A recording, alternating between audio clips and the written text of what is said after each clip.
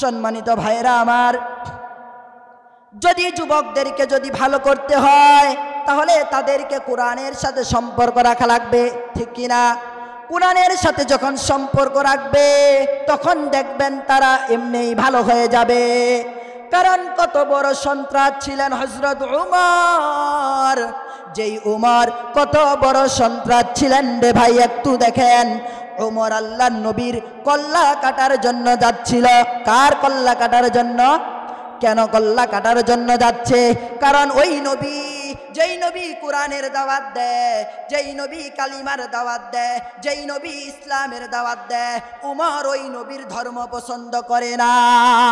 কারণ নবীর সাথে শত্রুতামি একটাই, নবীর সাথে নবীকে মারবে একটা কারণ, কারণ নবী কোরআনের দাওয়াত দেয়, আসলে নাই?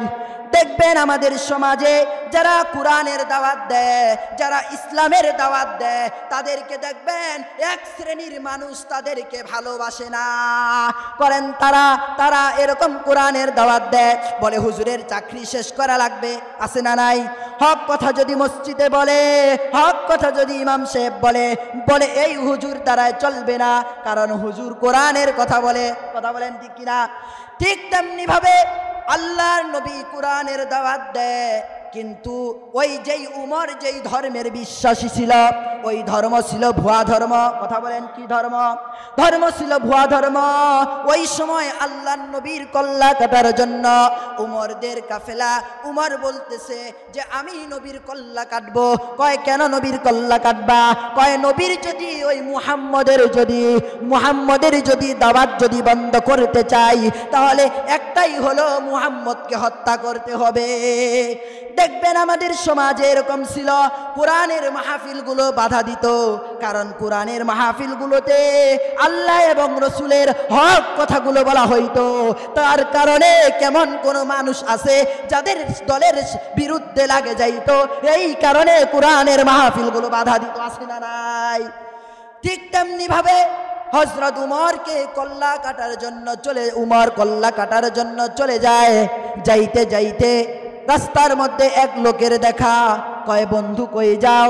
কয় আরে আমি মুহাম্মদের কল্লা কাটার জন্য যাই।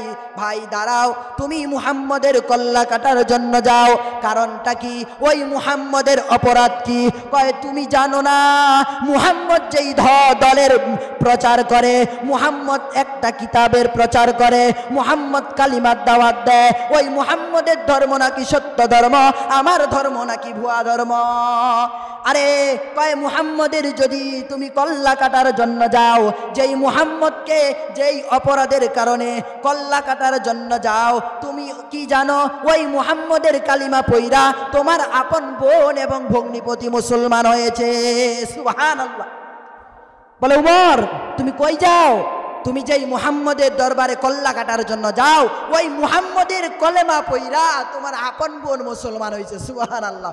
এই জন্য ওই মুহাম্মদের কল্লা কাটার জন্য পরে যাও, আগে যাও তোমার বোনের কল্লা কাটো, তোমার বোনকে ঠিক করো, আগে ঘর সামলাও, তারপরে বাহিরে যাও, আছে না নাই? এবার হযরত উমর চলে গেলেন বোনের বাড়িতে। বোনের বাড়িতে যাওয়ার পরে বোন যখন এরকম করে ভিতরে কোরআন পাঠ করতেছে, ভগ্নিপতি সঙ্গে ছিল। হযরত উমরের আওয়াজ পেয়ে এরকম করে ভগ্নিপতি লুকিয়ে গেলেন। ওই সময় বোনকে সামনে পাইলেন। হযরত উমর বলে, বোন তুমি কি করো রে বোন? কয় ভাই আমি কি করি তুমি কি জানো না? আমি মুহাম্মদের কলেমা পইরা মুসলমান হয়েছি। কয় বোন তুমি যে মুহাম্মদের কলেমা পড়ে মুসলমান হয়েছে, ভাই চলবে?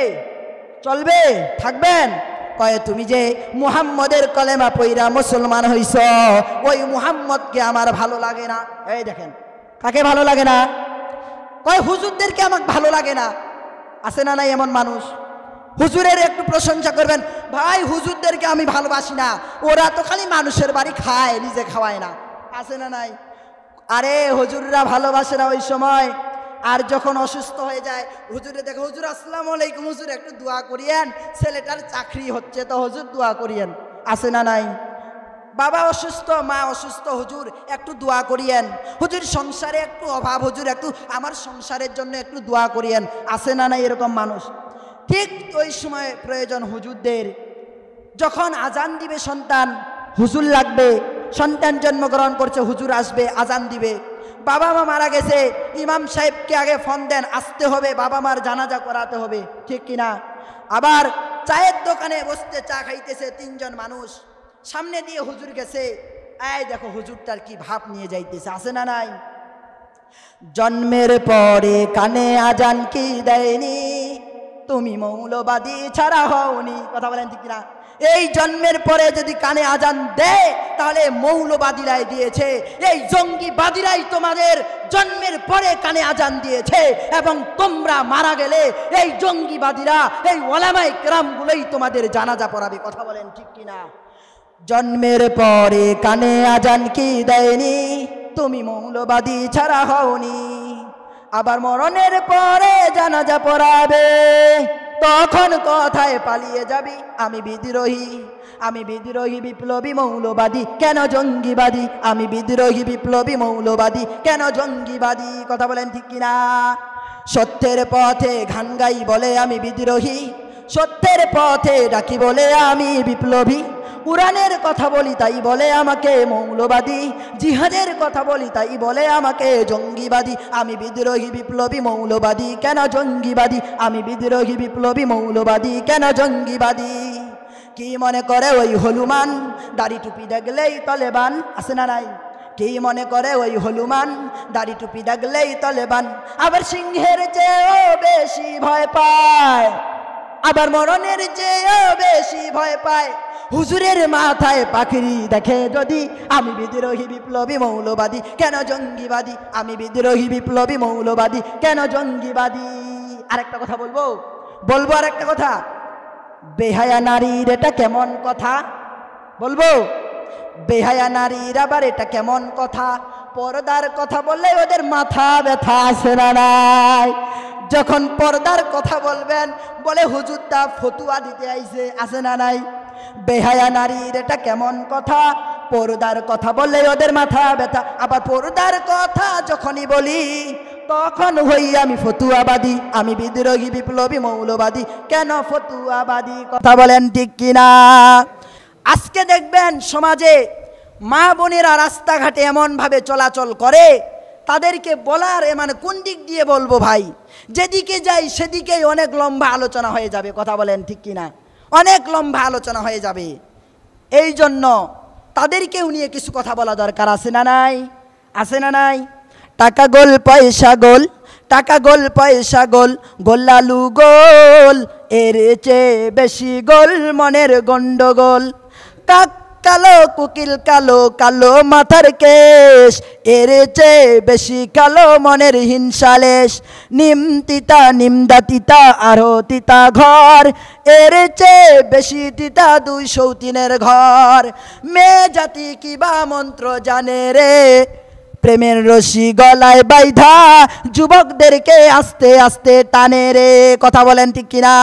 ঘরে বাজারে দেখো নারীদের ঢল, ঘরে বাজারে দেখো নারীদের ঢল, পর্দাবিহীন তারা করে ঝলমল, আছে না নাই? ঘরে বাজারে দেখো নারীদের ঢল, পর্দাবিহীন তারা করে ঝলমল। অন্যকে তার দিকে আশেক বানায়, দেশটা আজি ধ্বংস নারীর বেপরদায়। সবার মুখে এক আওয়াজ হায় হায় হায়। কথা বলেন ঠিক কিনা? ইবলিসের বড় জ্বালা বাংলাদেশে আগমন হয়েছে নারীর ভেষে, ঠিক কিনা? ইবলিসের বড় জ্বালা বাংলাদেশে আগমন হয়েছে নারীর ভেষে। দলে দলে মিয়া নারী মেলা মিলায়, দেশটা আজি ধ্বংস নারীর বেপরদায়। কথা বলেন ঠিক কিনা?